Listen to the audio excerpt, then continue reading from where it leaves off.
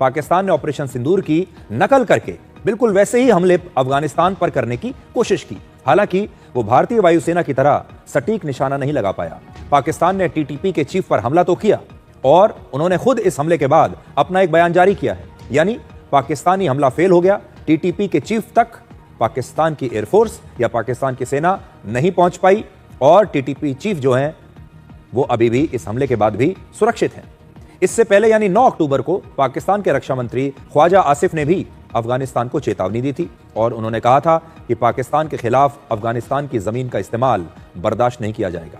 एक और बड़ी बात यह है कि पाकिस्तान असल में भारत और अफगानिस्तान के बीच सुधरते रिश्तों से बड़ा नाराज है और बड़ा परेशान है। एक समय था जब पाकिस्तान ने ही तालिबान को पाल पोसकर बड़ा किया था, तालिबान को रहने की जगह दी, पैसा दिया, हथियारों की ट्रेनिंग दी और पाकिस्तान ने यह सोचा था कि वो तालिबान को अपने हिसाब से जब चाहे, जहां चाहे, जिसके खिलाफ चाहे इस्तेमाल करेगा और उसने किया भी कुछ समय तक।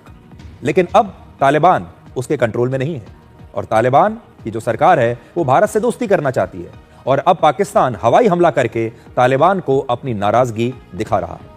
इसके बाद अफगानिस्तान के विदेश मंत्री ने आज दिल्ली में ही बैठकर पाकिस्तान को एक चेतावनी दी। उन्होंने कहा कि पाकिस्तान को अफगानिस्तान पर हमला करने से पहले उन तमाम बड़े बड़े देशों से सबक लेना चाहिए जो अपनी बड़ी बड़ी सेनाओं के बावजूद अफगानिस्तान पर कब्जा करने की कोशिश में कभी भी सफल नहीं हो पाए। एक कहावत है कि Afghanistan is the graveyard of empires. Hindi में इसका मतलब है कि अफगानिस्तान वो जगह है जहां बड़े बड़े साम्राज्य खत्म हो जाते हैं और बड़े बड़े साम्राज्य फेल हो जाते हैं। दुनिया की कई बड़ी बड़ी शक्तियों ने, शक्तिशाली देशों ने, बड़ी बड़ी सेनाओं ने अफगानिस्तान पर कब्जा करने की कोशिश की, लेकिन उनका कब्जा कभी भी अफगानिस्तान में टिका नहीं।